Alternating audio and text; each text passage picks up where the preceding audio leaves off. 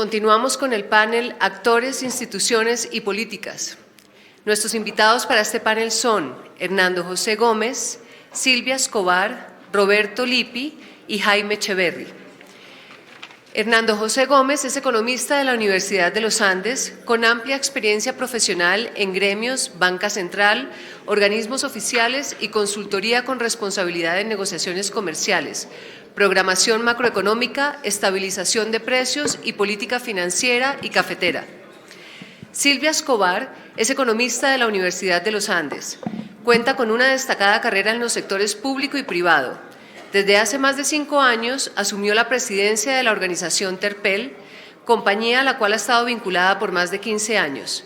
Ha tenido posiciones de liderazgo en instituciones gubernamentales nacionales e internacionales, Departamento Nacional de Planeación, Banco de la República y Banco Mundial. Roberto Lippi es politólogo con más de 25 años de experiencia en promoción y gestión de proyectos y programas de cooperación internacional, especialmente en países en conflicto, posconflicto y transición. Jaime Echeverry, vicepresidente de Planeación y Desarrollo de la Cámara de Comercio de Medellín para Antioquia. Jaime es editor de la revista antioqueña de Economía y Desarrollo, investigador del desarrollo regional y representante del sector privado en la construcción del Plan de Competitividad de Medellín y Antioquia en un acuerdo entre los sectores público y privado. Este panel lo modera Carolina Urrutia, quien es especialista en medio ambiente, responsabilidad social y comunicación.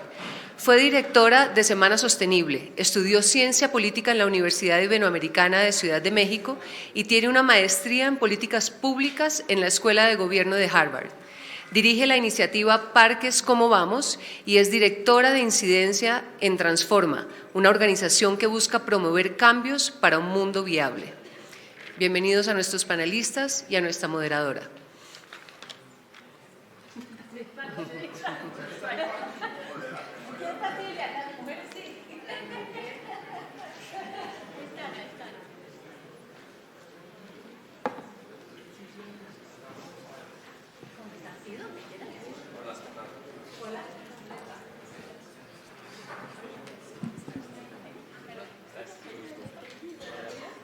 Bueno, buenas tardes. Fernando y Hernando José, no sé. Debe estar por llegar. Hernando José, ahí le dejamos el puestico para que llegue directo. Lleva toda la mañana y justo le tocó. Me consta que lleva toda la mañana. Bueno, muchísimas gracias por la invitación y por este evento. Yo creo que este es un tema al que llevamos o llevan mucha gente y muchos expertos dándole vueltas y quizás no hemos tenido suficientes conversaciones tan abiertas y tan honestas y presentaciones tan útiles como las que hemos tenido hoy, y además la promesa de que este es un proceso, ¿cierto? Que no es una conversación aislada, sino que tenemos que empezar a pensar de esta forma de manera constante. A lo largo de la mañana, que desafortunadamente no pude estar en toda, pero conversando con quienes sí pudieron y en las 3 o 4 presentaciones que me han tocado, hay varias cosas que me empezaron a dar vueltas en la cabeza. El primero, y sobre todo, qué delicia la presentación de Jorge Orlando y pensar un poquito en historia y darnos cuenta de que nos repetimos y nos repetimos. Pero la constancia de una relación o una percepción un poco condescendiente de lo urbano hacia lo rural y la repetición de una narrativa en el que hay que llevarle al campo y hacer por el campo y no una idea de colaboración o de definición conjunta de visiones. Y creo que las instituciones tienen mucho que ver, las reglas formales y las reglas informales, pero además esa es la forma en que nuestra institucionalidad del gobierno central está dibujada. También, y lo acaba de mencionar Omar, es el tema de la escucha, que nuestras instituciones no suelen estar diseñadas para escuchar, sino sobre todo para hablar, y cómo el diseño institucional mismo tiene que aprender que la escucha no necesariamente es una carga o un proceso burocrático o algo que hay que chequear en una lista. Hoy en día hay un montón de procesos para stakeholder engagement, pero no necesariamente se basan en la escucha, sino en vaya y eche un cuento mediodía, y eso me lleva a mi siguiente punto, y es un poco que tenemos una institucionalidad que a veces actúa de manera como de helicóptero, entrar y salir, ¿cierto? Los funcionarios van a los territorios un par de horas y vuelven lo más rápido posible, y por el exceso de centralización, y eso ha tenido varios procesos de reforma, siempre vamos y volvemos y rara vez hay una experiencia de vivir el territorio. De hecho, a mí me parece también un poco extraño hablar del territorio como si las ciudades no fueran territorio. Lo mismo pasa con la semántica de la idea de comunidades. Vamos a hablar con las comunidades. No, pues estos son unos círculos concéntricos de comunidades. Y creo que la semántica que usamos para estas cosas es muy diciente de la forma en que pensamos y la forma en que están diseñadas las instituciones. Como todos los que han participado, creo que la idea de pensar este tema desde los tejidos es muy importante. Y aquí estoy un poco con guión, pero me parece muy importante traerlo a colación, y es este tema de urdir, es la forma de trazar la razón de ser del tejido. Uno no empieza a tejer así como así. Hay un proceso en el que uno escoge los hilos, se asegura de que sean suficientes, define los colores, cuál es la resistencia que necesita para el propósito de ese tejido, mientras que tramar es ya el acto de cruzar los hilos, definir su consistencia, su flexibilidad, su tensión. Yo no sé tejer, pero después de esta descripción me va a tocar aprender. Pero entonces, cuando pensamos en estos procesos y en este específicamente de pensarnos el tejido territorial de una nueva forma, tenemos que ser muy conscientes de que hay un proceso de preparación y hay que pensar bien quiénes son los hilos, cómo divergen y en qué convergen. Y sobre todo esta idea de que entre más naturales sean esos tejidos, al lugar de donde son, mayor legitimidad van a tener, que es algo en lo que pensamos poco. Entonces, sin aburrirlos mucho más con mi larga introducción, pero tenemos un largo panel. Hace mucho no me sentía tan cómoda con un panel porque siento que los voy a dejar hablar y todo. Yo quiero empezar con una pregunta un poquito general, y es cómo promover y fortalecer estos tejidos sostenibles, no como procesos aislados en el tiempo, desde cada una de sus experiencias y sus posiciones institucionales, y quiero empujarlos un poquito más a pensar en dos cosas. ¿Qué componente juega en eso la construcción de confianza? Que se habló bastante durante la mañana. Y una frase clave que dijo el padre hace un momento, y es que quizás el mayor obstáculo a la construcción de confianza en nuestro país no es necesariamente la mentira, sino la decepción, la palabra incumplida. Voy a empezar del lado de allá solamente para usar el micrófono de la manera más eficiente posible. Bueno, había otro, no importa. Bueno, muchas gracias a la CEPAL por la invitación, a Carlos y a Lucía, y a estar aquí con los colegas.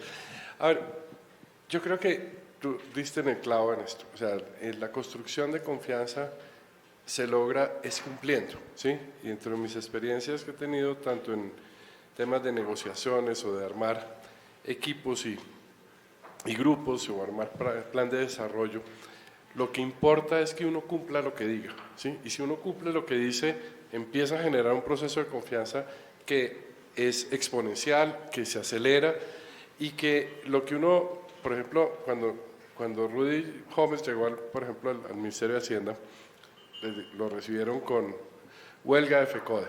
Entonces, no, ¿por qué están en huelga? No, estos canallas, que tal. No, pero a ver, en concreto, ¿qué es lo que pasa? Entonces le dijeron, no, sí, es que les debemos como 3 años de primas a esos señores. Rudy inmediatamente dijo, pues yo también estaría allá afuera. Antes han tenido mucha paciencia, por Dios, sí, páguenles, vean a ver. No, es que no hay plata, ministro. No importa que no hay plata, vean a ver qué no se gasta, qué proyecto no vamos a hacer, pero vamos a cumplirle a la gente, porque es la única manera de empezar a conversar con ella, mostrando un gesto de buena voluntad y tratar de empezar a cumplir con lo que nos habíamos comprometido. Entonces, eso genera, digamos, un círculo virtuoso. Creo que eso no es una de nuestras características culturales como país. La verdad, nosotros somos dados a prometer cualquier cosa con tal de salir. Lo vimos, por ejemplo, en los paros agrarios del gobierno pasado, se prometieron N cosas, donde cada vez llega un nuevo gobierno y se encuentra con una cantidad de cosas que son imposibles de cumplir muchas veces, ¿sí? Y eso es una discusión interesante, y es cuando hay ese tipo de diálogos, ¿quién es el, mejor dicho, yo creo que compiten en irresponsabilidad quien promete lo que no puede cumplir y quien pide lo que sabe que no le van a poder cumplir, ¿sí? Entonces ahí ya esos diálogos hay que volverlos mucho más, tratar de coordinarlos, no en la instancia que yo voy a hacerte incumplir para hacerte quedar mal y yo sé que voy a ofrecer algo que no voy a poder cumplir, y tratar de buscar, bueno, qué es lo razonable y dónde están las expectativas de lo que usted puede hacer por mí y de lo que yo también puedo hacer por usted. Entonces, esa búsqueda solamente se va a poder conseguir si hay una confianza mutua. Y eso son pequeñas cosas, empezar a ir cumpliendo lo que se va prometiendo y buscando que esa ambición vaya creciendo en la medida en que las cosas funcionan. Sigamos. Buenas tardes. Ese tema de construir confianza tiene que ver con todo. Voy a enfocar un poco la conversación asociada a construir confianza para construir tejido productivo. Y digamos que hay dos elementos clave. El primero, por supuesto, transparencia, diálogo, pero sobre todo acotar expectativas. Sobre todo, normalmente en cada proceso, no importa que sea de construcción colectiva, siempre tiene un propósito que muchas veces no se define al principio. Entonces la gente empieza a hablar y coge para cualquier lado. En medio de todo eso hemos aprendido mucho de afinar la confianza con esquemas de gobernanza en ese diálogo. Al final del día todo es método y metodología, ¿no? Pero se comienza a conversar mucho de todos los temas, sea productivo, sea el que sea, pero normalmente ni las reglas son claras, ni la forma de cómo se resuelven los conflictos o las desavenencias son claras, ni los grupos cómo participan. He aprendido cantidad de eso asociado a la construcción de apuestas territoriales de desarrollo productivo, donde combinar los intereses de empresarios de más capacidad que menos capacidad, las comunidades afectadas, los gobernantes, ha sido muy interesante y el aprendizaje siempre es eso. Desde la estructuración, participar público-privado y comunidad, hasta el desarrollo de los contenidos, hasta dar feedback de los avances, hasta hacer claro en qué no estamos de acuerdo y por qué.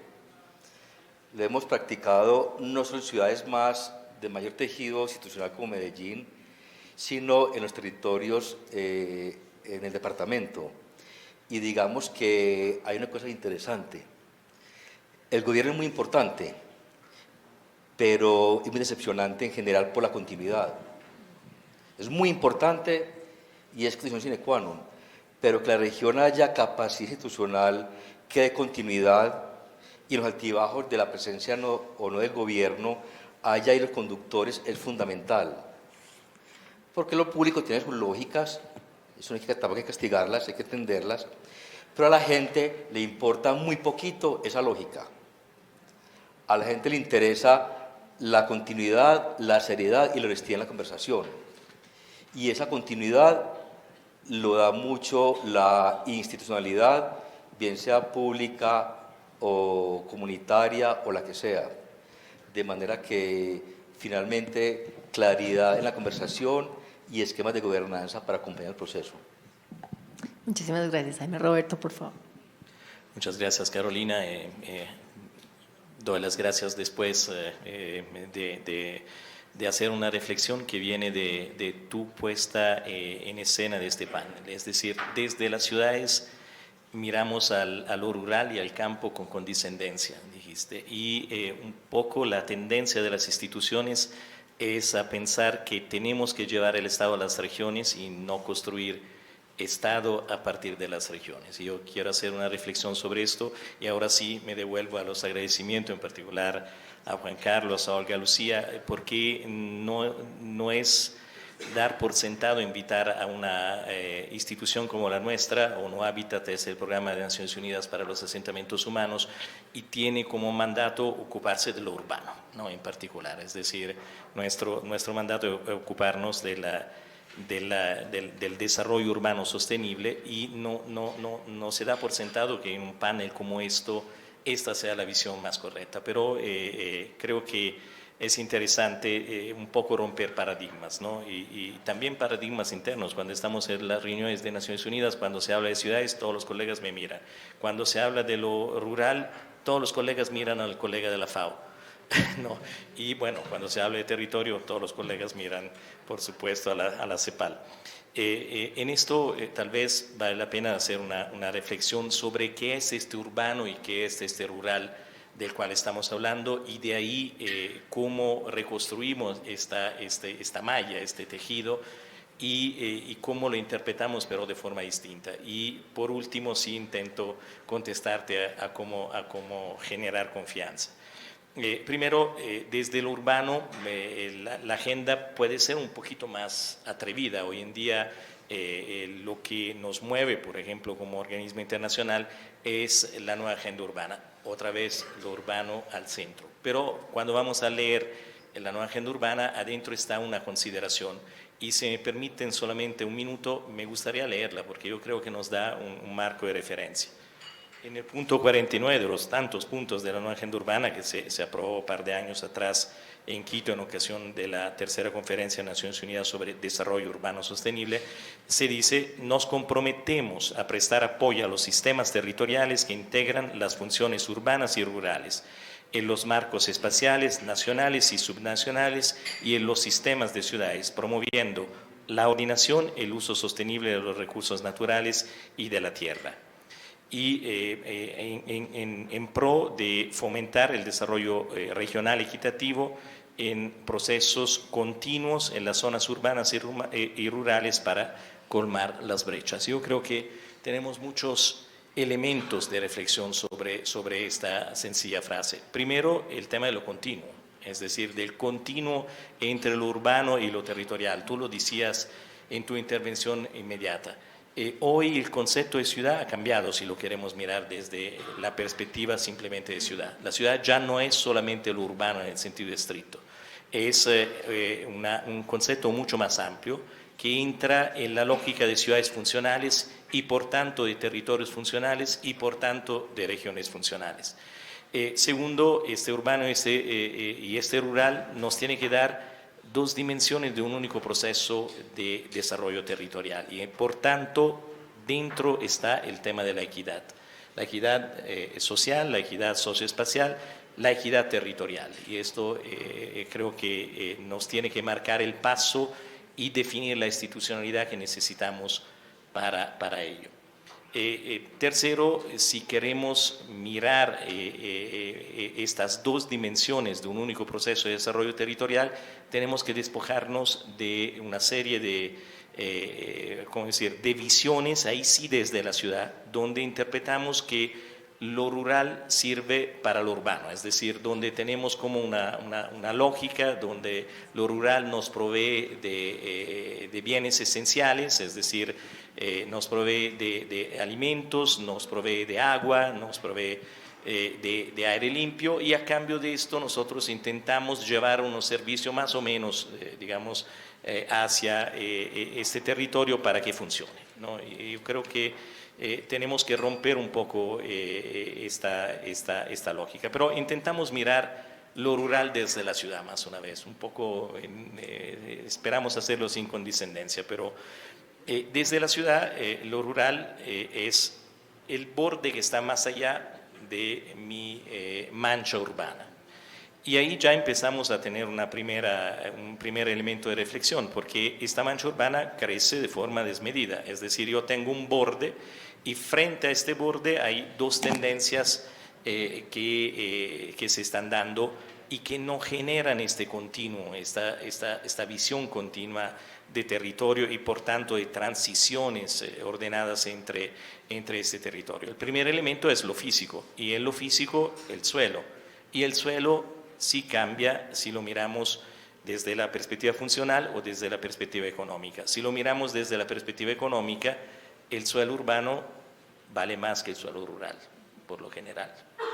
El suelo urbano vale más del suelo periurbano, es decir, del suelo de borde, y vale más que el suelo rural.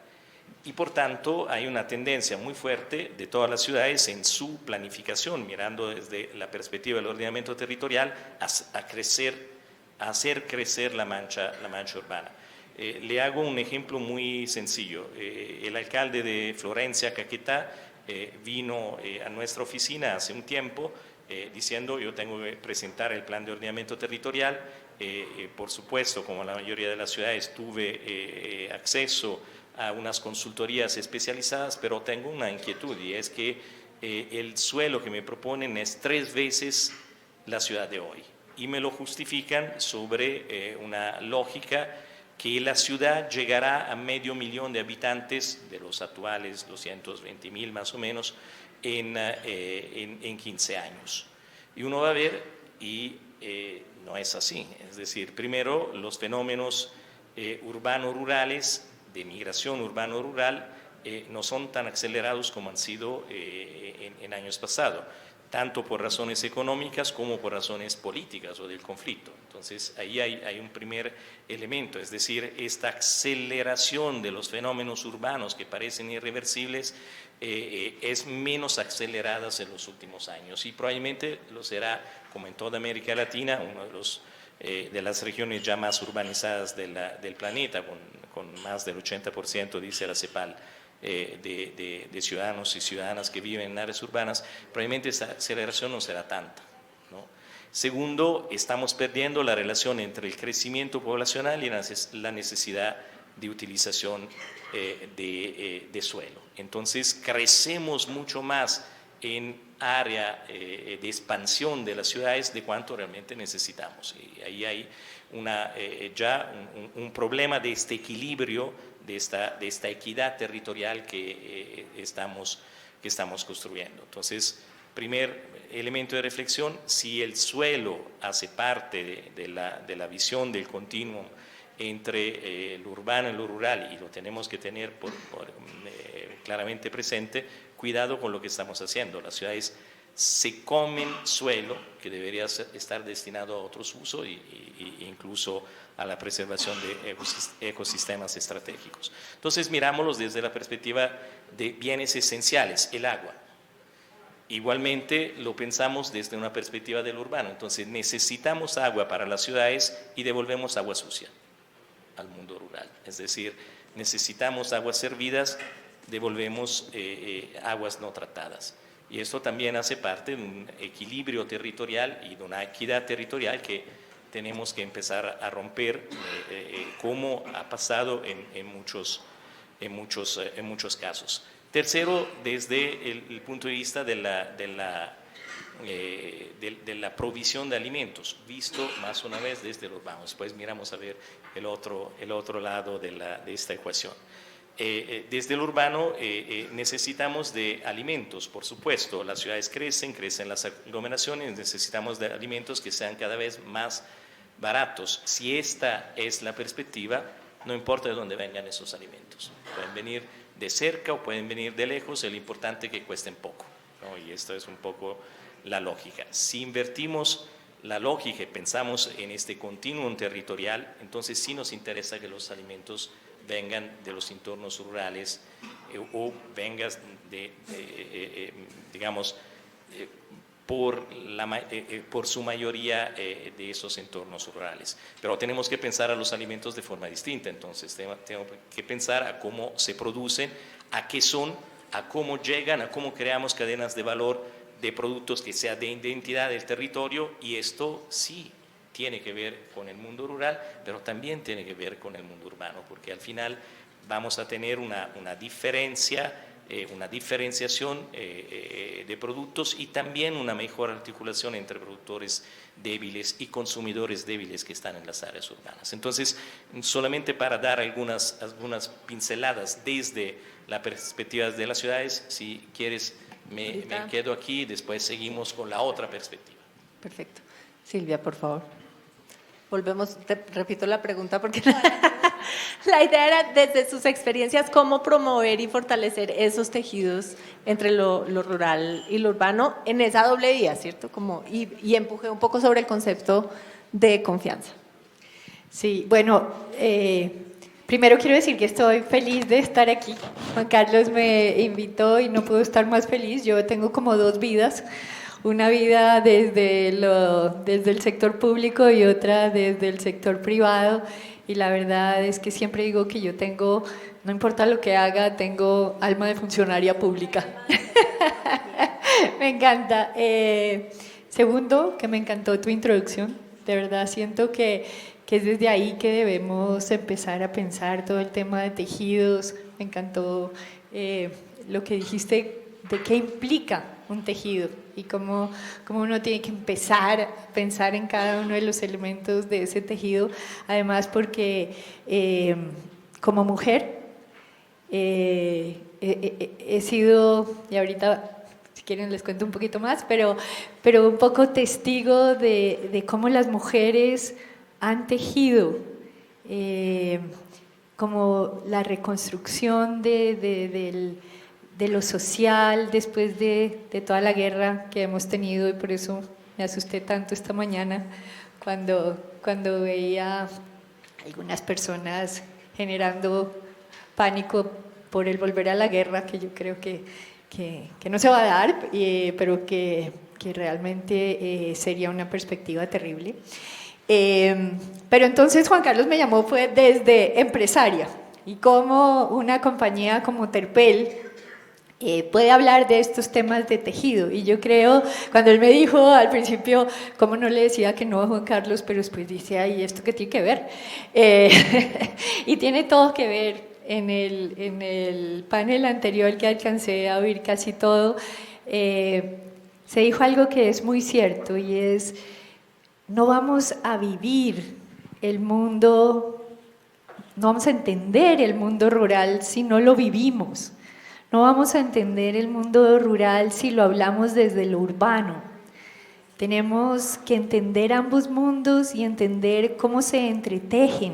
No podemos salir y estar 2 segundos en lo que llamamos lo rural y salir corriendo a nuestra casa que está en la montaña, porque así nunca vamos a entenderlo.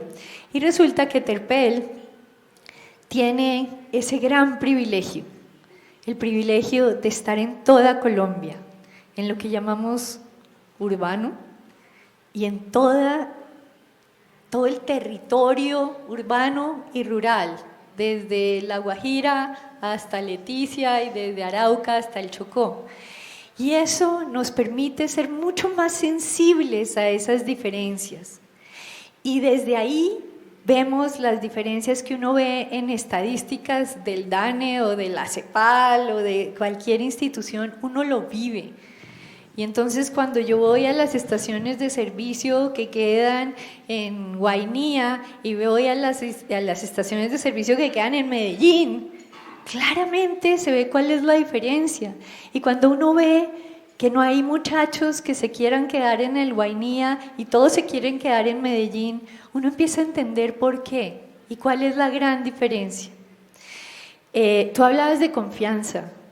Y a veces uno habla de confianza, y esa palabra para mí tiene un problema, y es que no le pone como la propiedad.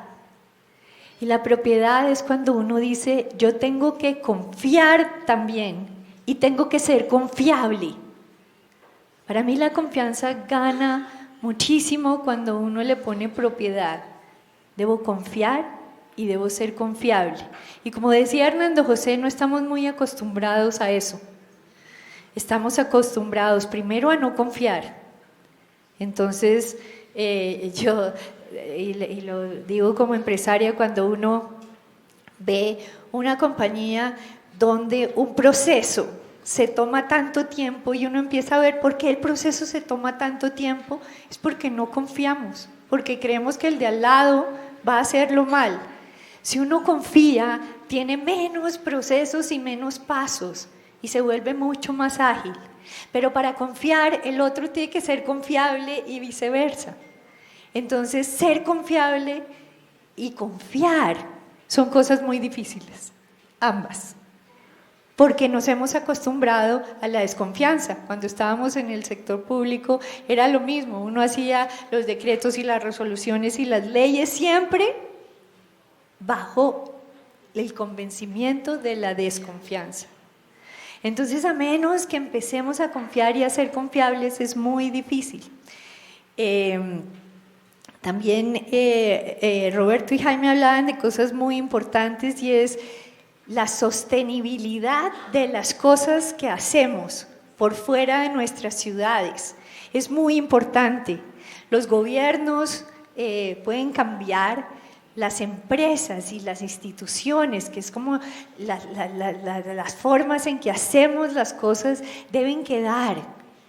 La gente que vive en esos sitios debe confiar en que si se hace un colegio, ese colegio va a ser de buena calidad siempre y que no se va a acabar cuando llegue otro alcalde. Que este es un país impresionantemente lindo y diverso, pero también es un país difícil en términos de construcción de infraestructura.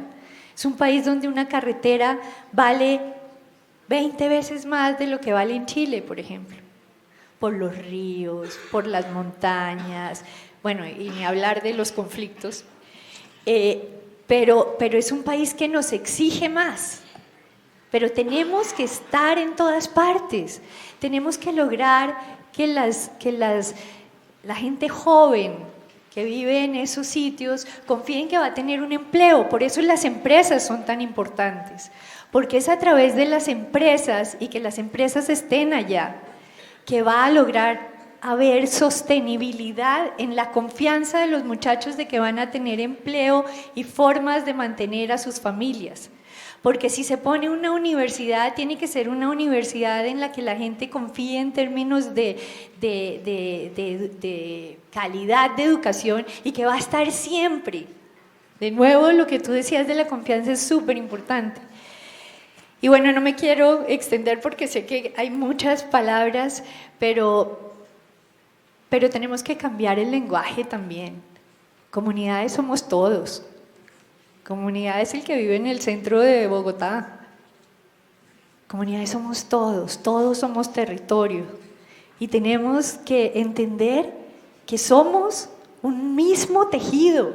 Lo que tenemos que entender es dónde están los lazos y dónde se están rompiendo y dónde los tenemos que volver a tejer. Muchas gracias, Silvia. Voy a abrir un poco la ronda ya, cada quien puede pedir la palabra. Esta pregunta tiene mucho que ver con sector privado, pero creo que todos en algún punto lo han experimentado y tiene que ver tanto con la relación de confianza, pues con la construcción de confianza y con esta relación urbano-rural, y es esta dinámica un poco transaccional que ha sido la de la construcción de infraestructura, la de la llegada de nuevas empresas. Llevamos ya muchos años hablando, bueno, tenemos que salir de la dinámica transaccional, las empresas no tienen que ofrecer para poder hacer. Yo creo que hay unos cambios institucionales que hay que hacer, yo creo que todas las consultas las debería hacer el Estado, pero no me quiero quedar solamente en el tema burocrático. Desde sus perspectivas y organizaciones y experiencias, ¿cuáles son las mejores apuestas para irnos alejando de la dinámica transaccional, que yo creo además favorece mucho la captura regulatoria? Y antes les voy a poner un ejemplo que me dieron ayer que me pareció tan bueno. Estaba con el director del ANLA, de la Agencia de Licenciamiento, la Autoridad, perdón, de Licenciamiento, y me decía, mire, esto no lo ve uno cuando está por fuera de alguien como licenciamiento, pero yo tengo casos en La Guajira en la que tengo a tantos metros, tú me dirás cuáles porque siempre me equivoco, petróleo, a tantos metros gas, a tantos metros, a 30 metros carbón. Encima, una situación de comunidades muy compleja, con agravantes de migración presente y futura, y encima, todas las posibilidades eólicas y solares de generación del mundo. Entonces, ¿quién me dice o cómo hago yo para saber cuál es la prelación? ¿Son solo los derechos adquiridos? hay otra dinámica. ¿Dónde se van a tener estas discusiones que son discusiones de política de Estado, que tienen que ver con apuestas y visión, no a 5 años, no el término del alcalde que está ahorita, a 50, a 100 años? ¿Y cómo? Porque esas discusiones acaban solucionándose casi siempre en el sector ambiental o en el licenciamiento, que acaba cargando con el peso de un ordenamiento territorial complejo, sobrelapado, sin mucha discusión. Entonces, son dos aristas de la misma discusión que tiene que ver con la visión a largo plazo y sobre todo cómo evitamos llegar al territorio y que ese debate, que debe ser un debate profundo sobre nuestra identidad regional y nacional, se acabe resolviendo transaccionalmente, pues al que más me dé o al que más me dé a la comunidad. ¿Cómo le metemos, iba a decir una expresión de mi papá que es muy grosera, pero filosofía a la vaina? O sea, ¿cómo nos permitimos pensar? Y con esa chiquita te dejo, Jaime. Desde la perspectiva social y económica, digamos que todos son lo mismo. El que trabaja, tiene empresa, el que sufre el conflicto, el ama de casa, a final del día es lo mismo. Y esto finalmente es un tema de liderazgos múltiples. Voy a poner un ejemplo muy simple para significar todo esto. Caicedo es un municipio en el occidente de Antioquia, cerca a Santa Fe de Antioquia, que ha tenido problemas de conflicto armado y desplazamiento muy fuertes en la última década y recientemente también el año pasado. Es un municipio que se reconoce por el buen café.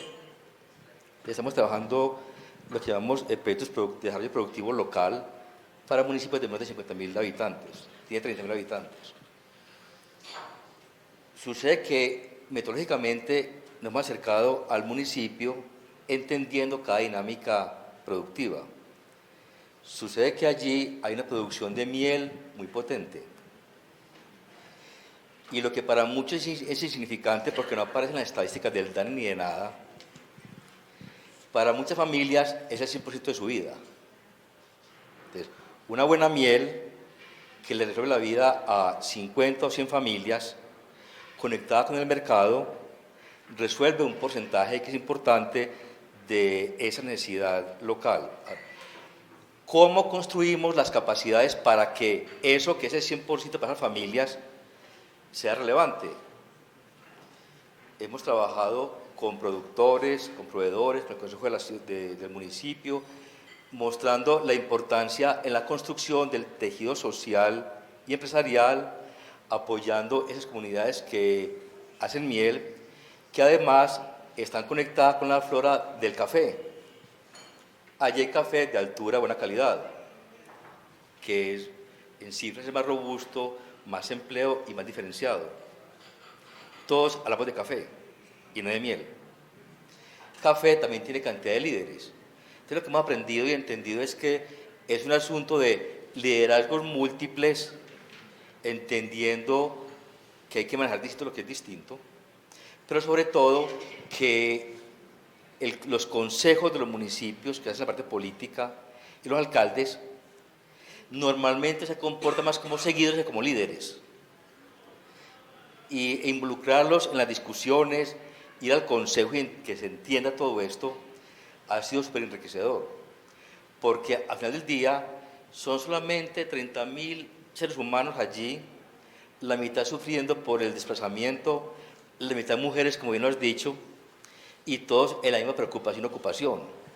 Entonces nos ha sido más fácil entender el tema de construir tejido, confianza, liderazgos múltiples, simultáneos, entendiendo la perspectiva económica, creación de valor e ingresos y todas esas cosas. Y como sucede en pequeño, también sucede en más grande. Entonces, territorialmente, sucede igual entre municipios. Caña de azúcar, nordeste de Antioquia, trabajando sobre cómo es de la caña sacar fibras para la industria textil.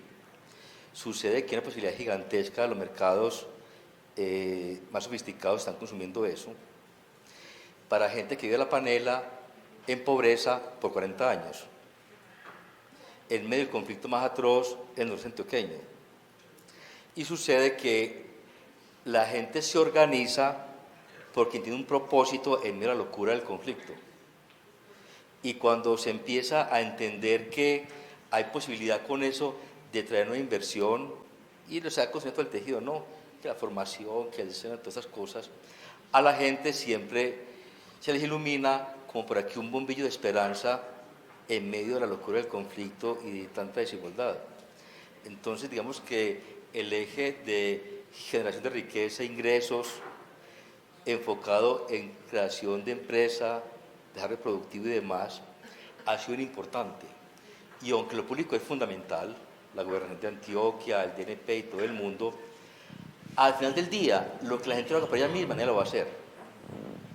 Y tomar el tema del desarrollo en manos de la comunidad privada y pública ha sido superpotente. Porque entonces, en el caso de Antioquia, la gobernación, por aquí está Juan Valdés, o ya se fue, bueno, que entendemos eso, simplemente es, soy capaz de sumarle la gobernación esto que no había visto.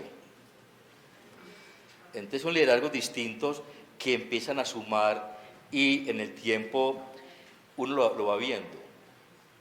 Cuando se hizo hace unos años, Jorge Arturo está por aquí todavía, ya se fue, no, está, todo el impacto de autopistas, la prosperidad en Antioquia. Decíamos que esa inversión iba a motivar crecimiento en producción agrícola y muchas cosas. El año pasado, Jorge, la inversión neta en sociedades en los municipios de influencia de autopista en el sureste antioqueño creció 58%, primera vez que era la curva en 7 años. Y las empresas que están creando están asociadas a servicios de ingeniería, obras civiles, energía y servicios de empresas. Impensable hace 10 años en medio de esta locura. Entonces también esa inversión efectivamente está induciendo cambios productivos y de empresas. Y es un poco capitalizar esa capacidad privada, jamás desconociendo lo público, pero también reconociendo que lo público no nos va a salvar. Entonces, los temas de cítricos, las naranjas cuando hace sol se secan, se vende la mitad, se pierde la mitad, todo esto. Pero en los trabajos recientes, todo lo que se saca de la pulpa para confección, para desarrollar telas para confección, esencias de las pepas, de las frutas, con cooperación italiana Juan Carlos, en la perspectiva de desarrollo del campo, donde combina todo lo rural y lo urbano completamente. Es que es imposible separarlos. Entonces, es como el conjunto de realidades visto desde lo productivo, liderazgos múltiples, simultáneos y entendiendo la diferencia. Todo es importante. Pero los mecanismos bajo los cuales se conversa y se llega a acuerdo, creo que ha sido lo esencial. Muy cortico, es que ayer oí al alcalde de Cali en el lanzamiento de la ley de movilidad, que una cosa que me dio mucha risa, dijo que todos los colombianos teníamos complejo de inferioridad frente a los paisas. Y de alguna forma es justificado, porque es cierto, pero hay una cosa frente a lo que dice Jaime que es muy importante y es cómo específicamente en la ciudad de Medellín han logrado trabajar los gobiernos con el sector privado, dejando de lado las diferencias ideológicas y pensando en el futuro de la ciudad y cómo han logrado conversar, que era algo que tú hablabas, conversar para lograr llegar a lo que es el desarrollo de la sociedad. Pero lo segundo, tú decías, ¿cómo hacemos prioridad? Para mí es clarísimo que la prioridad es el planeta. Para mí es clarísimo que la prioridad es la tierra.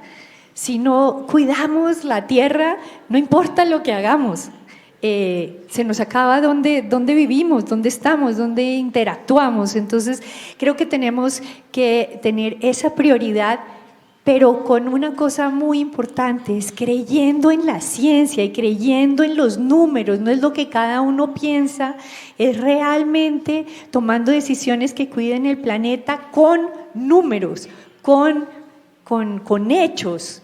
Creo que estamos en un mundo donde sí, todo el mundo dice que está cuidando, pero está cuidando de acuerdo con lo que piensan y no con datos y cifras y estudios técnicos. Entonces, en lo que decías, yo creo que debemos cuidar el planeta con cifras basados en evidencia, y después logrando una interacción y una comunicación entre el sector público y el sector privado para lograr que las diferentes iniciativas se puedan hacer cuidando el planeta, generando empleo, haciendo productividad, siempre bajo el tema de la ética que nos permita confiar y ser confiables. Sí, solamente un poco intentando contestar a tu pregunta, cómo saltamos de la visión transaccional a una visión distinta en la relación entre lo urbano y lo rural y en la construcción de este tejido. Señales desde la perspectiva tal vez más de política pública, que es la que me toca más rápidamente y por eslogan. Primero, de verdad, empezar a reconsiderar que lo urbano y lo rural son dos dimensiones de un proceso de desarrollo territorial, nada más que esto, son dimensiones, no son, y por tanto empezar a romper las políticas que en este momento sí siguen siendo muy sectorialistas, o es desarrollo rural, o es desarrollo urbano, o es protección ambiental, no logramos retomar esta visión. Entonces, el tema que nos articula es el territorio, pero tenemos que entendernos sobre el concepto del territorio y tal vez resignificarlo de alguna forma, porque claro no está. Es decir, hay unas aproximaciones interesantes, las apuestas del Plan Nacional de Desarrollo sobre regiones funcionales, subregiones funcionales, etcétera, pero tenemos que entender qué son estas funciones, qué es este funcional, que probablemente tiene que superar un poco la visión de conmutación laboral, aglomeraciones económicas y entrar en temas mucho más profundos, de cultura, de sociedad. Yo soy italiano y sí pienso que me es difícil explicar qué es territorio, pero sí lo tengo adentro. Y es interesante porque en mis mismas regiones los jóvenes hoy en Toscana se están yendo a vivir de las ciudades al campo. Y simplemente, no solamente como decisiones de vida, es decir, los fenómenos no son nunca unidimensionales, ni siquiera la ida o la migración campo-ciudad. Puede haber una migración ciudad-campo si interpretamos este concepto de territorio, pero lo tenemos que significar bien en términos culturales en primer lugar y de políticas públicas, avanzar más en crear una política territorial que sí no es tan clara, y a pesar de, empezando por el reconocimiento de tal vez de dos factores esenciales. Tal vez uno no está muy de moda, pero tenemos que reconocer cuál ha sido la huella del conflicto que este país ha vivido, tanto en lo urbano como en lo rural, porque en lo urbano también hay una huella muy fuerte, ¿no?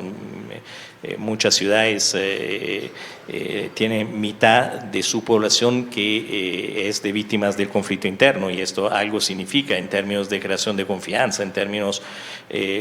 hace pocos días leía un graffiti que me impactó mucho en una de las ciudades de Colombia, que decía: si ven al futuro, dígale de no venir, no, dígale que no venga.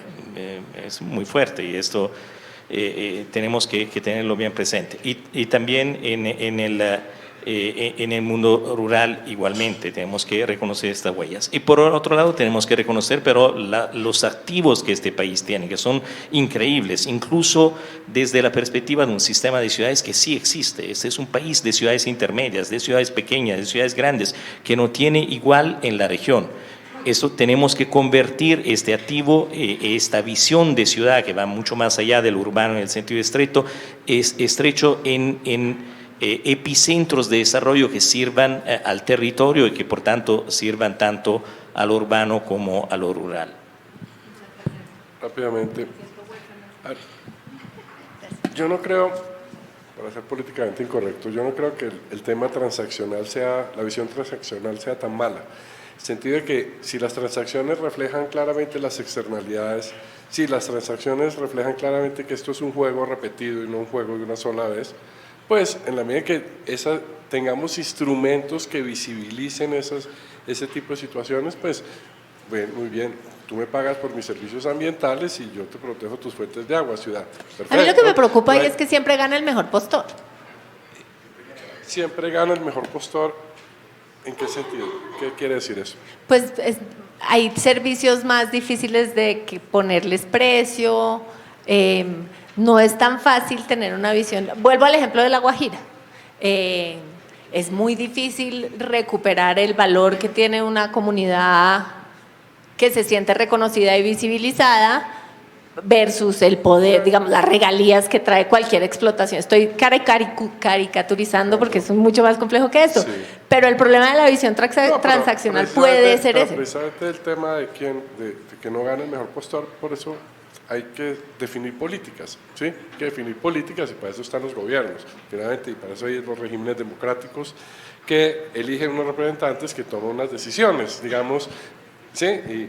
Y aquí quiero ser claro, o sea, claramente las consultas y todo ese tipo de cosas son claves, pero olvidémonos de los consensos no existen, lo que existen son las mayorías calificadas. Si nos esperamos a los consensos nunca, o sea, nos quedamos en la situación de inacción por análisis, parálisis por análisis, básicamente eso es lo que se llama en el mundo empresarial, ¿sí? Entonces toca llegar y tomar en un momento algunas decisiones donde seguramente lo perfecto es enemigo de lo bueno y probablemente toca hacer unas apuestas en y tener unos aprendizajes en el proceso y unas correcciones en el proceso. Por otra parte, a mí me parece un poco artificial todo este tema de lo urbano y lo rural, porque eso es un continuo, ¿sí? Estamos hablando del centro de Bogotá súper densificado, a Chía, semirural, al Guainía, ¿no? Selva, ¿sí? Entonces, evidentemente, ahí hay unos continuos y en ese sentido tenemos que entenderlo, y en la medida en que nos vamos moviendo del urbano concentrado, donde es lo más fácil dar salud, educación, servicios básicos, bueno, ¿sí? Recreación, entretenimiento, etcétera, posibilidades de empleo, vamos corriéndonos en esa manera y cada vez cuando vamos a lo más rural disperso es más difícil llegar con servicios básicos, con educación, con salud. Ahora, tengamos en cuenta una cosa, y es que al final del día también, pues, y ha pasado en todas las sociedades del planeta, todas las sociedades del planeta tienden a volverse abrumadoramente urbanas, ¿no? Y al final queda el 5, 7, 10% de la población del sector rural, ¿sí? Que hay que atenderlas. So far. Y puede que sea todavía, sí, en la medida que más que se desarrolle, por ejemplo, la agricultura urbana y se desarrolle de una manera más sistemática, muy posiblemente pues empieza a pasar lo que está pasando en Europa, que los bosques están empezando a reganar buena parte, los bosques naturales europeos están reganando lo que antes eran fincas y antes eran sitios de agricultura y de ganadería. Eso es posible que empiece a ocurrir en países como el nuestro en 2 o 3 décadas. Entonces, también tenemos que ser, digamos, en ese sentido pragmático. El ser humano busca estar acompañado, busca estar con gente, busca cómo lograr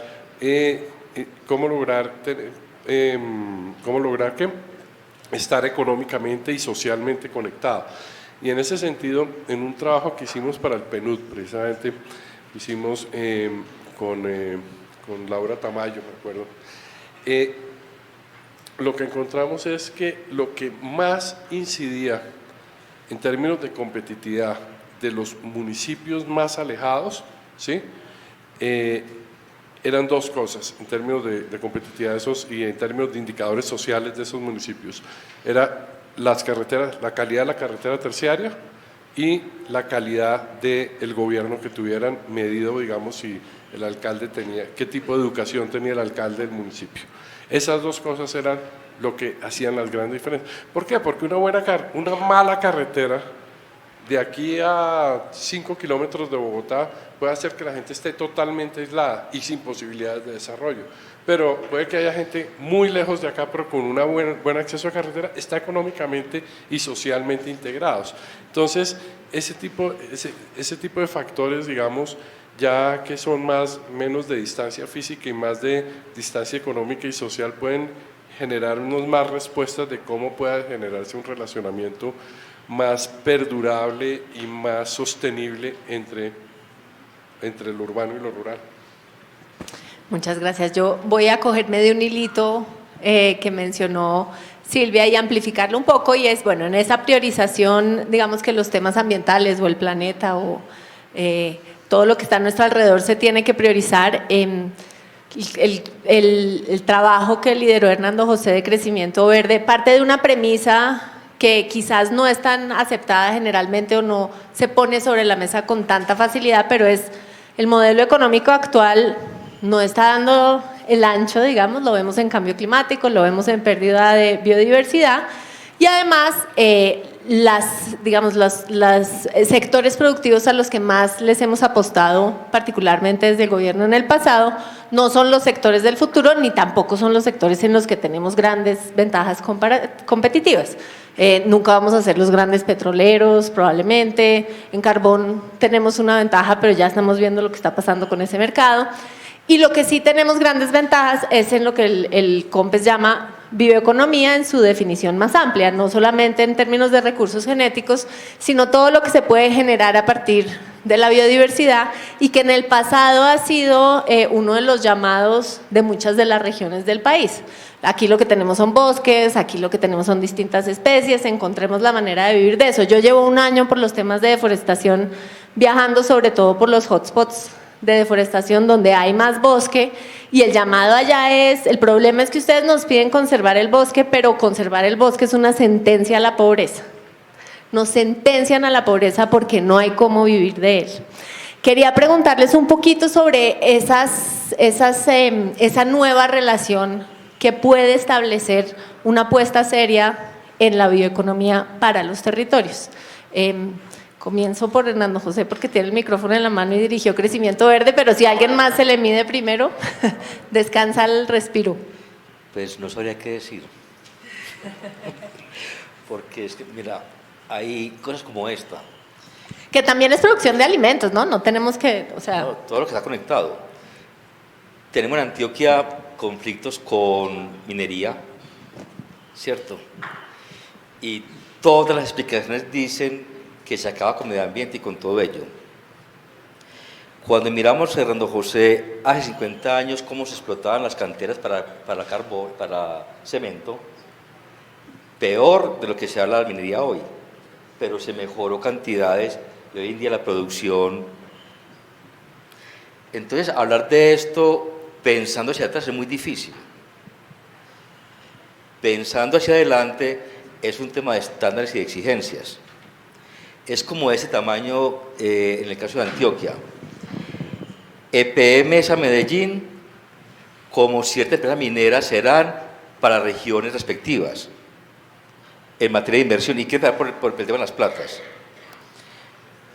Un dato nomás, en Jericó, Ashanti, que está en esa dificultad, en esas discusiones de si sí o si no al cobre y tal, el presupuesto de Jericó, después de gastos y demás, al año es 1.900 millones de pesos. Por regalías directas de la mina al municipio son 40.000 millones al año, 20.000 directamente a la alcaldía por impuestos de mil cosas y 20.000 irrigados en otros asuntos. Frente a eso, uno como dice que no. El mejor postor. No, pero como dice que sí. Si se hacen los estándares que se requiere, la irrigación es de mejor postor. Es porque es un beneficio colectivo que es necesario. Creo que la discusión es más cómo crear la política, los lineamientos para que se haga bien hecho como corresponde y se aprenda del pasado. Porque es que discutir esto pensando hacia atrás es imposible. Entonces revisamos en Antioquia que hay tanta actividad industrial, pues la mayoría tiene que ver con minerías. y miramos, y la creación de Capital Antioquia primaria del siglo pasado fue por oro. Todo se hacía mal hecho, todo. Hoy en día las prácticas han mejorado, el planeta ha mejorado mucho en buenas prácticas, que tomando que el país sea capaz de reglamentar buena política pensando hacia adelante para que no sea simplemente el juego del mejor postor. Y porque Hernando José, las políticas también ayudan a eso. Yo puedo permitirle a usted que explote la mina, pero ¿qué valor genera localmente? Y si no, me decía un amigo, y si no quieren hacerlo, que vayan a su país de origen a ver si hay cobre. Van a sacar de aquí, hay condiciones para que lo saquen, adicional a los estándares, porque tiene que irrigar en materia de servicios de ingeniería, en materia de proveeduría, de 1000 cosas. Son 20 años, minas de cobre y de oro son 13, 15 años de explotación. Entonces, son inversiones en un municipio como Jericó de 1.5 1.500 millones de dólares, unas cifras grandes todas. ¿Por qué no entender cómo eso, dadas las condiciones, lo ponemos a jugar a favor? Es una discusión yo creo que deberíamos dar. Sí, no, yo creo que independientemente de esa discusión que es importante y llevamos un tiempo inmersa en ella es al involucrar el tema del territorio y no hablemos de la parte jurídica exclusivamente de si el municipio tiene derecho o no a determinar cómo construimos la suficiente confianza, hablando cómo no partimos del pasado si lo único que tienen las comunidades como referencia es el pasado. ¿Cómo se construye? Y yo creo que esa es una pregunta buenísima para Shanti, ¿cierto? ¿Cómo vamos a partir la historia para generar confianza? Una cuña simplemente. El tema del agua que siempre está, y todos queremos defenderla, allí se va a tomar del río Cauca, sucia, ¿cierto? Y se va a volver al río Cauca 20% apta para uso agrícola. Los cultivos de la zona del Cauca en verano se pierde mucho porque se deshidratan y necesitamos de riego. El volumen que sale de agua allí da por un sistema de riego superficiente en toda esa cuenca. Entonces hay tantas cosas que, pensando hacia adelante, se podrían estructurar y orientar como una política en beneficio general, es un poco la discusión, ¿no? Bueno, yo creo que Hernando José me va a regañar por hablar de cosas que yo no sé, pero pero yo les voy a contar por lo menos un pedacito de la experiencia que yo he tenido desde Terpele en este tema. Tengo un amigo que siempre dice que primero va la mástica que la mística.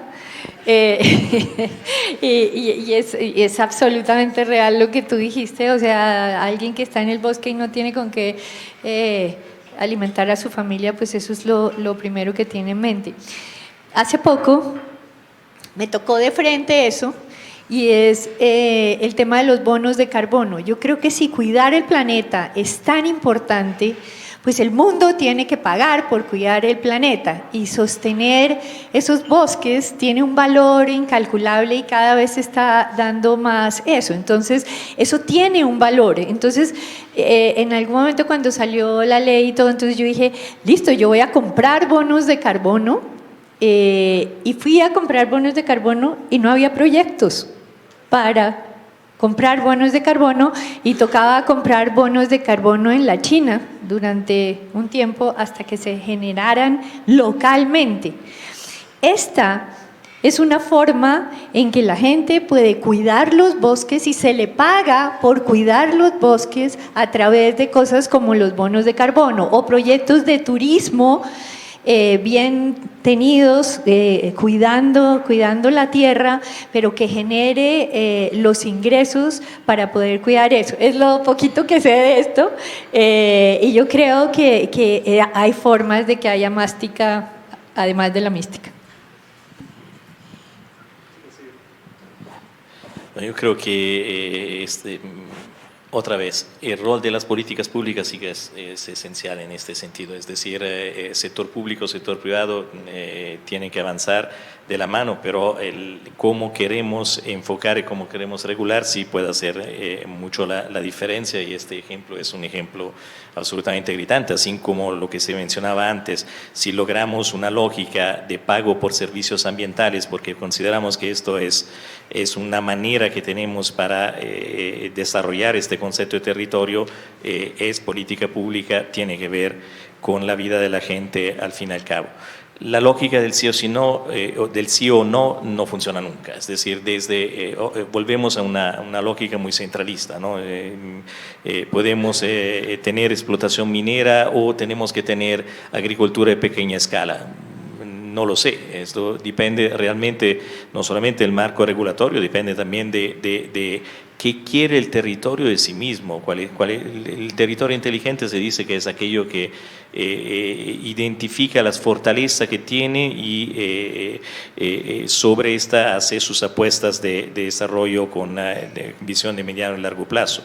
Y volvemos a este concepto. Hoy en día lo que podemos decir es que tenemos muchas oportunidades nuevas. Incluso volvemos al tema del urbano y lo rural. Si queremos hoy en día poder tener servicios a la altura en el mundo rural, también en el mundo rural disperso, hoy tenemos nuevas oportunidades para generar agua potable, para energía. No tenemos más que pensar como en el siglo XX que tenemos que tener grandes infraestructuras de transmisión para llevar la energía eléctrica al campo. Probablemente la podemos producir ahí de una forma mucho más eficiente, mucho más barata. Igual para proveer de agua potable. Pero insisto, tenemos que romper un poco esta lógica funcionalista hacia el campo.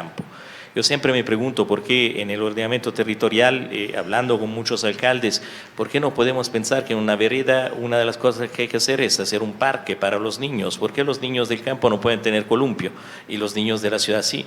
Es decir, hay cosas que van más allá incluso de la lógica funcional de servicios y de relaciones. E igualmente con lo que pensamos que el campo es. Porque si pensamos en un modelo desde el centro, por ejemplo, de desarrollo rural, donde competimos con algodón, entonces tengo que tener grandes extensiones, pero tengo que tener una logística muy desarrollada, porque si no, no compito no con Egipto, no compito con Estados Unidos. Tengo que tener un sistema de extensión, etc. Pero si pienso que este territorio me puede dar otros valores, que el queso del Caquetá es único porque es del Caquetá, que la arepita de ciertos tipos de pueblo de Antioquia es un valor, y es un valor no solamente cultural, también económico, que puede llegar a mercados. Si logro rearticular también en lo práctico este territorio urbano, este territorio rural, nosotros hemos buscado unas formas que pueden parecer muy empíricas, pero yo creo que funcionan. Las plazas de mercado, volverlas hacer lo que eran antiguamente, este centro de conexión entre lo urbano y lo rural, donde estén productos de alta identidad del territorio que no encuentro en el Surtifruver ni en el Éxito. Es decir, volver a rearticular este tejido no es solamente lo macro. Me gustó muchísimo el hecho de cuáles son las fibras, pero también cuáles son las arañas que tejen esta red, este tejido. En lo macro, probablemente la visión de región, de epicentros regionales, de ciudad-región, etc. Pero en lo micro también lo tengo que rearticular en lo concreto. Si no, voy a tener dos mundos que no van a dialogar nunca. Yo tengo una foto bellísima que me encantó en Bogotá, en la Bogotá de la discusión del metro subterráneo o de superficie. Uno va a Sumapaz y ve pasar en un puente colgante un montón de mulas con papas, cargando papas. Y eso es el siglo XVII. También es bonito. Pero ¿cómo hacemos para rearticular este tejido? Sí. Tantos temas, entonces vamos a escoger 2 o 3, no más. A ver, creo que una parte importante de las dificultades que tenemos, por ejemplo, en todos estos temas de la minería, es la muy escasa capacidad institucional que hay en esos municipios. Porque cuando tú hablas de los 41.000 millones, a un municipio sin capacidad institucional, 1.900 o 41.000 millones, mejor dicho, de pronto son mejores los 1.900 millones que los 41.000 millones, debido a toda la corrupción que se va a generar, toda la fiesta que se va a hacer, donde no le va a quedar nada a la comunidad al final del día. Y creo que allí, y eso también habiéndolo hablado con empresas, gente que es vinculada al sector petrolero y minero, etcétera, perforador, decían, hasta hace no mucho, decían toda gente de este sector, decía, no, pero es que yo hice un negocio con la nación y yo voy a ir allá por mi mineral y chao. O sea, eso es como si fueran extraterrestres, ¿no? Entonces llegan, extraen y se van, como si no existiera la gente, el entorno y como si eso no afectara, ¿sí? Y en la medida en que no se reconozca eso y no se le ponga un precio razonable a eso, pues va a ser muy difícil. Entonces es cuando yo me refería que todas esas externalidades hay que visibilizarlas para ver si esos proyectos son o no son viables, ¿no? Y cuando, por ejemplo, estamos en el páramo, no vamos a entrar en la discusión de cómo se define un páramo porque ahí nunca terminamos, pero es claro en algunas zonas donde no hay precio, el precio es infinito, el precio se vuelve infinito para el agua, entonces no se puede hacer, el agua vale mucho más que cualquier mineral que esté ahí debajo, entonces pues no, decidimos como sociedad que ahí no se va a hacer minería, por más de que a ese municipio se le hubiera podido enriquecer a los 5.000 habitantes del municipio. Sale más barato que el gobierno central les dé una compensación, ¿no? para no desarrollar esa minería. Entonces, y lo digo muy tristemente en Colombia, cuando uno habla de todas estas cosas, entonces, con toda la razón, algunas empresas mineras formales o petroleras formales dicen, bueno, pues es que yo no voy, pero ya se está colgando todos los informales y todas las bandas criminales empezaron a hacer la explotación por ellos mismos. O sea, de nuevo a esa debilidad institucional tan grande que todavía tenemos y que tenemos que buscar construir. Digamos, eso me parece que es un tema que no lo hemos abordado con suficiente fuerza. Y el otro tema que está colgado a eso es el tema de, pues, que todos conocemos, de que en Colombia todavía la tierra es un mecanismo de acumulación de valor y no de generación de valor, y donde básicamente el narcotráfico y las actividades ilegales todavía se dedican a acumular tierra como mecanismo de acumular valor, porque como ya no pueden poner la plata en los bancos y se les limita, pues una de las actividades es acumular tierra, ¿sí? Y ver a ver después qué hacen con eso. En la medida en que no podamos tener un catastro moderno, podamos tener una valoración moderna del territorio, de acuerdo a su vocación, etcétera, pues vamos a tener todavía todas estas bandas que se dedican. Alguien me hacía el anterior ministro de Medio Ambiente hacía las cuentas y decía, tantas miles de hectáreas se han destapado, se han deforestado en el Guainía, y decía, cada una de ellas vale $1 millón, ¿qué? $1 millón de forestar por hectárea. Entonces multiplicaba, decías, esto es ridículo, esto no son campesinos, no son gente desalojada que está buscando un mejor vivir, sino la mayoría de estos son bandas organizadas, muy bien financiadas, seguramente con producto de actividades ilegales del oro o del narcotráfico, lo que sea, y que están dedicadas a ver cómo se apropian de esa tierra. Entonces, mientras no logremos, digamos, manejar esos dos temas, yo lo veo muy difícil, pues. Tocan un tema que no teníamos tanto en nuestra lista, pero que me parece clave. Yo creo que seguramente Ángela Penagos lo va a tomar mañana, lo he hablado mucho con ella, y es lo que a mí me parece, no he encontrado la solución. A mí no me gusta declarar que algo es un problema sin tener por lo menos una idea de solución. No tengo la idea de solución para pero creo que la forma en la que pensamos el ordenamiento está profundamente equivocada en Colombia.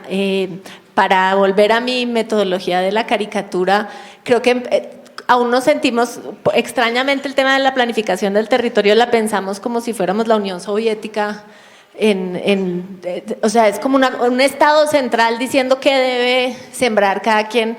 El otro día me estaban contando de los resultados de un POMCA que decidió que en 4 municipios la vocación era papa, arroz y vacas.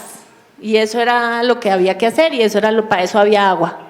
Y resulta que el 75% de ese territorio ya tenía palma africana, ya había. No era una decisión de... Entonces nos toca cortar la palma o nos van a quitar el agua si no quitamos la palma. Surgen unas discusiones muy extrañas.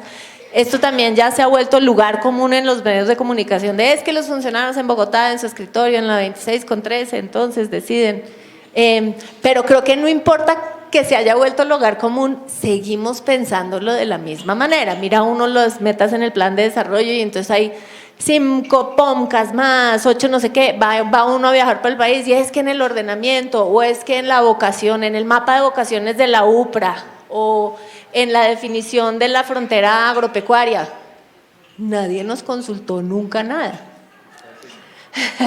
No hubo conversaciones, o sea, yo sé que no es fácil, ¿cierto? Uno irse a hablar con todo el país sobre cuál crees que es tu vocación es profundamente difícil, pero sin eso, ¿qué hacemos? No les aprobaron el viaje, ni los viáticos. Los viáticos no se firman. Volvemos al principio, Jaime, te lo dejo. Aquí yo creo que la conjunción es y, no o, ¿cierto? Ni tanto lo uno, ni tanto lo otro. Pero lo que hemos aprendido es que si el territorio, que son las personas, las amas de casa, las empresas, todo esto, no participan es imposible. Y tengo muchos ejemplos. La información que el DNP tiene en las regiones no da lectura de la capacidad empresarial que hay en la región. Muchas veces las cifras la reflejan unas empresas muy importantes, con cifras robustas, y creen que entra la región, por lo tanto, debe dedicarse a eso. Cuando se va al territorio, efectivamente no hay con quién. Entonces, es un poco de lado y lado, es una condición sine qua non. Si usted no consulta en el territorio qué es lo que quieren al futuro y qué capacidades tienen de verdad, se dan todos estos conflictos. De manera que entender la capacidad de inversión, de liderazgo, de transformación, más allá de las cifras gruesas es fundamental. Y en Colombia aún nos debatimos entre esas dos cosas. Yo quedo desde Bogotá con mis cifras agregadas del DNP, del DANI, todas esas cosas, y la realidad del territorio está la gente que todos los días vive, que ve oportunidades y que toma decisión de inversión, porque normalmente las cifras van después de la realidad. Entonces uno detecta cantidad de veces empresarios que han detectado oportunidades, han transformado cultivos y están vendiendo, y aún no figuran las cifras. Según las cifras, por lo tanto, eso no existe. Y para lo que estás diciendo, se toman decisiones sin entender la realidad de la región y del mercado. Entonces, digamos que la combinación es una etapa de maduración en la que nos falta bastante. Y detrás de lo que dice Hernando José, la capacidad institucional es muy bajita. Y en general en Colombia no hay programas para crear capacidades institucionales a nivel territorial. Pues, un conjunto de muchas variables, pero en fin. Tal vez muy rápidamente volvemos un poco al tema de qué es territorio, ¿no? Porque el ordenamiento territorial al final es el modelo de territorio al cual yo le apunto. Hoy en el ordenamiento territorial del país lo rural casi no existe, en primer lugar. Es decir, el ordenamiento territorial llega a una escala que es una escala urbana y los planes de ordenamiento territorial normalmente difícilmente se atreven a pasar de la parte urbana porque no hay datos, porque es difícil, el catastro no llega ahí, por muchas razones. Y a veces también en la parte urbana, digamos, el modelo es el que plantea la consultora, pero no el que plantea el territorio, porque y muchas veces los alcaldes incluso lo viven como más una camisa de fuerza que como una apuesta. Pero si pasamos de esta escala y miramos el territorio, como decíamos antes, es decir, con una lógica más holística y a través de una escala distinta, una visión distinta de relaciones funcionales, más complicado aún, incluso las apuestas del Plan Nacional de Desarrollo, porque a esta escala hoy los instrumentos no los tenemos. para poder ordenar el territorio, es decir, para poder definir el modelo territorial que queremos. Y volvemos al tema tal vez de la reflexión sobre la necesidad de una política territorial nacional o urbano-territorial nacional que dé por lo menos estas claves y que permita esos procesos de diálogo territorial, estos procesos de concertación territorial que exprimen las vocaciones finalmente, porque atrás del modelo de territorio está la lógica de las vocaciones del territorio. Si lo hacemos desde el centro, difícilmente pasamos de la lógica sectorial, ¿no? Entonces, ¿cuál es la política minera? ¿Cuál es la política agraria? ¿Cuál es la política? Y ahí nos reencontramos fácilmente con el territorio.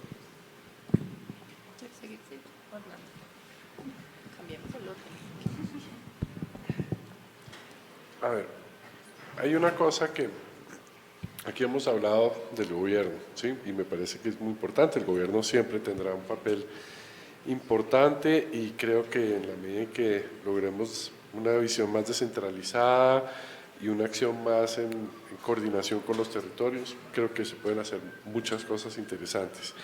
Sin embargo, también yo soy de los que pienso que las empresas grandes de cada país tienen una capacidad de liderazgo y de transformación muy impresionante. O sea, lo digo, yo soy miembro de la Junta de Bancolombia, que es el 25% del sistema financiero de este país.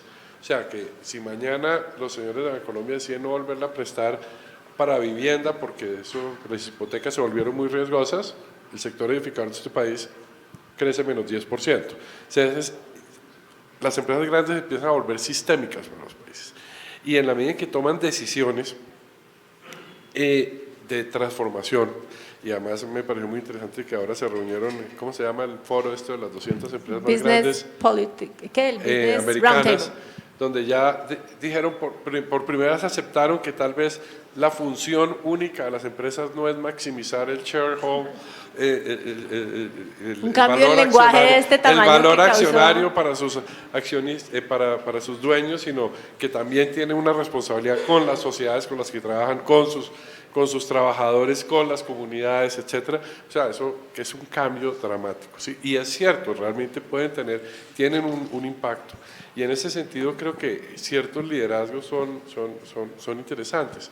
Y ayer, por ejemplo, cuando estaban haciendo el lanzamiento de la política de electrificación de transporte, estaba escuchando a Silvia en la televisión, estaba cantonando mi gripa en la cama, y entonces escuché a Silvia, decía, hombre, si una entidad como Terpel dice, listo, es que yo me comprometo en 12 meses en tener tantos puntos de recarga para automóviles eléctricos y para que además todos los riquitos que van a Tabio y a Anapoima, no sé qué también encuentran en Tabio y en Anapoima, van a encontrar sitios de recarga, el impacto que se genera en ese momento en términos oiga, yo sí, en esas condiciones, yo sí me mando un carro eléctrico y me cambio un carro eléctrico. O sea, los procesos de transformación de la sociedad se pueden volver mucho más grandes. Entonces, también quiero decir que en la medida que finalmente el sector privado genera el 75% del PIB de estos países, pues evidentemente el sector privado tiene, y algunos por su tamaño, tienen un poder de transformación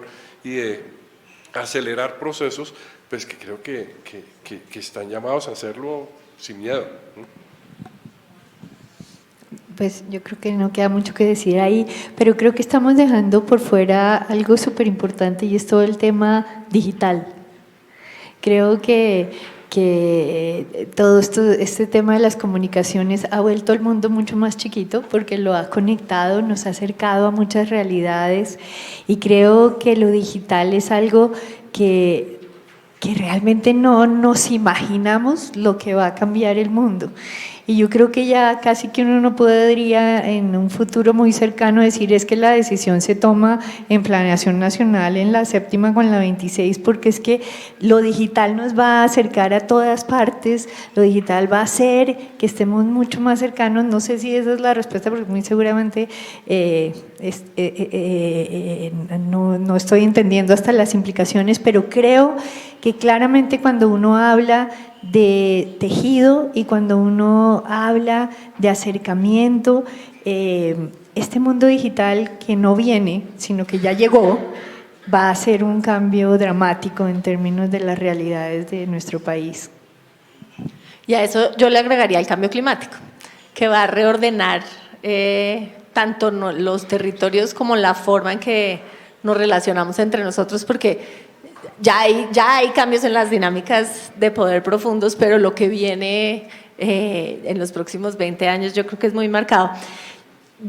Tenemos como 5 minutos y quería de pronto pedirle a cada quien una intervención muy corta, de 1 minuto, 1 minuto y medio, de alguna experiencia. Voy a empujar, no tenemos tiempo para una historia como pidió Omar en su panel, que me parecería excelente, pero yo sí, como él, estoy convencida que son las historias o son las referencias a personas las que realmente nos crean memoria. Entonces, si en estas experiencias que ustedes han tenido de construcción de distintas relaciones, puede ser entre lo rural y lo urbano, puede ser en general el tema de construcción de confianza, una anécdota cortiquitica que hable de un proceso exitoso que no tenía mucha razón para hacerlo entre personas diferentes. Les pido que sea cortico para no quedarnos demasiado tiempo, y sé que es un reto grande, pero ¿quién se atreve? Yo me sé una tuya, Hernando José, pero no la voy a contar yo. Tú no estás autorizada a contar nada porque tienes información privilegiada. Volviendo al tema productivo y territorios, que coincido en que hablar de urbano o rural es como todo antiguo, ¿no? Las empresas, en el caso nuestro, digamos, han desarrollado una conciencia muy alta de generar valor regional porque le impacta positivamente su entorno empresarial propio. En la medida en que hemos intensificado el trabajo de empresas de Medellín Alimentos, que es muy fuerte la ciudad, con los municipios, ese tejido urbano, ciudad grande, rural, en municipios pequeños, se va modernizando cantidades. El tema de calidad de vida de las personas es muy evidente, como un poco como en Colombia, pero igual es evidente, y la forma en cómo se integran las conversaciones con las comunidades realmente va creando capacidades y va creando tejido, que es como el eje de esa conversación. Porque es que hablar de tejido y regiones, si no es en función de algo tangible, se ve muy gaseoso, todos pues, están amigos, y al fin no sabemos para qué. De manera que procurar crear mecanismos de crear valor local y regional es una forma de intensificar y motivar la conversación y el tejido entre lo urbano y lo regional de manera más eficiente.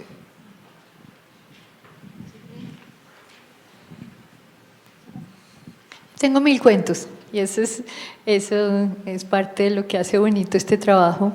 Terpel, como dice Hernando José, es de esas compañías que siempre ha pensado que va mucho más allá de vender gasolina, y que vender gasolina casi que es una excusa de poder hacer cosas por el país. Pero tal vez una de las historias más bonitas, y desafortunadamente no te puedo contar el nombre, y ahora entienden por qué, pero de esas cosas hablaba con Diego, que creo que se fue, pero hablaba de esas conversaciones improbables.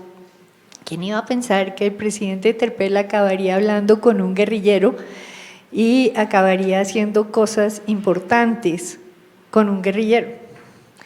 Y dentro de un programa que se llama Restaurando Sueños, en el que Terpel está hace mucho trabajando por la reincorporación de personas que querían salirse del conflicto armado, mucho antes de los acuerdos de paz, hablando con uno de estos personajes a quien le tengo un cariño enorme, me decía: es que yo no quiero trabajar en una estación de servicio, yo de lo que sé es de mecánica, y yo quiero armar un taller de mecánica en los llanos cerca de mi casa. Y a partir de eso empezamos a pensar que no solo era el tema de darle trabajo en lo que era el normal devenir de Terpel, sino salirnos un poco de eso y decir, bueno, nosotros sabemos hacer empresas, sabemos seleccionar gente, sabemos hacer un plan de largo plazo, vamos a hacerlo con él.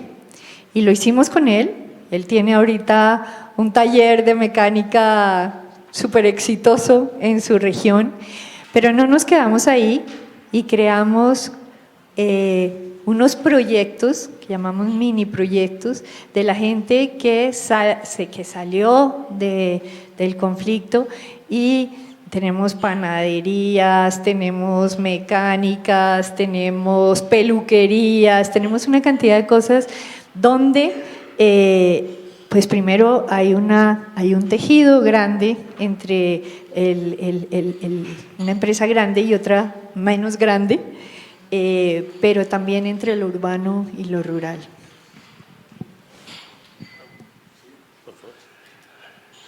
A ver, en estos temas de construcción de confianza, uno en la práctica, a veces el retorno es gigantesco, o sea, uno no se da cuenta y uno siembra cosas que piensa que son marginales, chiquitas. A mí, una de las cosas que nos pasó en el proceso de negociación del TLC con Estados Unidos, estábamos en el proceso de consultas previas también con los afros y los indígenas, y decidimos en un momento dado, dijeron no, pero si nosotros queremos ver cómo es esa cosa, la negociación, listo. Entonces organizamos que un grupo de 5 representantes de los afros y 5 representantes de las comunidades indígenas nos acompañaran a la ronda de negociación en Miami, recuerdo. Y estaban, y se les hacía el informe como se le hacía el cuarto de lado a los empresarios, a todo el mundo. Y fue, y pasó, y listo, y adiós. Luego me tocó hacer plan de desarrollo. Esto fue en el 2004 o 2005, pues este tema. 2010 llegó a ser me toca liderar el tema del plan de desarrollo 2010 y tenemos que hacer consultas previas. La consulta previa con los afros duró 36 horas y la con los indígenas duró 5 días, porque la mayoría de los dirigentes que estaban ahí eran también de los que habían estado conmigo allá y ya me conocían. Y como me dijo una de ellas, en ti confiamos. ¿Les había cumplido? Les había cumplido y consideraban, y discutimos seriamente la cosa, nos sentamos, business, qué es lo que ustedes necesitan dentro del plan, qué es lo que quisieran ver, nos pusimos de acuerdo, pero ya había una relación de confianza anterior, y después cuando yo escucho las tragedias que han sido posteriores es puro por falta de haber construido una relación de confianza previa. 3 flash muy rápidos en un minuto, más que de cosas que consideramos haber hecho nosotros, de aprendizajes. La primera empieza en una plazoleta, la plaza central del municipio de Granada, en Antioquia, con un señor que nos lleva para su finca, era nuestro restaurante. El señor estaba poniendo herradura a su caballo en la plaza central, pero tenía su smartphone también en el oído, y interesante, vamos efectivamente de herradura porque no hay otro camino a su finca, y el señor empieza a contar un poco su historia después del almuerzo, fantástico además, y su historia es la de un señor que había ido para Medellín con el hijo en busca de mejores oportunidades, y se había devuelto, y me impactó la frase: es que doctor, yo me devolví acá porque la comida no me sabía igual, ¿no? Fuerte este tema. A partir de esto monta una granja que produce miel, con de las especies locales, etcétera, etcétera. Pero como es curioso, hoy esta granja me hospeda niños que vienen de Medellín para conocer cómo se hace la miel. Simplemente no sé cuál es el aprendizaje, pero para mí es muy fuerte. Es decir, si este arraigo que está dentro del concepto de territorio es tan fuerte en algunas zonas, ahí vamos bien. Segundo flash, muy rápido, además aquí está el culpable de esta imagen en Granada. Segundo flash, en Granada del otro lado, pero es decir, en los llanos, unos alcaldes de los municipios del oriente del Arriari, que fundaron su asociación, etcétera, donde la violencia ha sido dramática, la mayoría del conflicto se ha descargado ahí, con municipios que eran de influencia guerrillera, otros de influencia paramilitar, municipios que no podían pasar la gente de un lado al otro, una cantidad de muertos por mes. Y uno de esos alcaldes me dijo, mira, doctor, es que a veces allá desde Bogotá no entienden qué ha pasado aquí, porque mis antecesores tenían el problema de o salvar su vida porque tenían que irse, o ver, o no podían salir del casco urbano, etcétera, etcétera. Ahora yo soy el primer alcalde que tengo la responsabilidad de gobernar a este municipio. Él lo puede hacer bien o lo puede hacer mal, pero la responsabilidad será la mía. Y porque lo puede hacer. Y me parece, segundo flash, muy fuerte también de qué ha pasado a veces en el país que no logramos identificar desde el centro y desde las ciudades. Y tercer flash, muy rápido, cómo a veces, vuelvo al tema de las plazas de mercado, pequeño proyecto en algunas ciudades intermedias donde trabajamos, cómo ha sido de poderoso llevar a unos socios, a unos aliados que empezaron a hacer un trabajo que parece muy de base. Identificar productos no solamente de base, la gulupa específica de este lugar, sino también la transformación del producto, cómo ha sido de poderoso para construir cadenas de valor que están cambiando algunas de estas plazas de mercado. Es decir, lo urbano, lo rural está, el tema es que a veces hay que verlo y transformarlo en política pública y eso es más difícil. Muchísimas gracias a todos. Yo me quedo con varias cosas. Primero quiero agradecerle a Alfonso Rodríguez que me permitió lucirme con mi analogía inicial de urdir otra mar. Creo que me quedo como con 4 cosas volviendo a esa idea, y es que para tejer hay que respetar el proceso, ¿cierto? Uno no llega a la tienda y compra de la misma manera que teje, y eso es en lo que fallamos muchas veces, porque en Colombia también, y creo que en Latinoamérica en general, lo urgente va desplazando a lo importante, y los procesos de construcción y de tejido son particularmente lentos. Pero que estamos como a tiempo para hacer o sea, nunca es tarde para iniciar esos procesos de construcción de confianza. Muchísimas gracias de nuevo por la invitación y muy feliz tarde.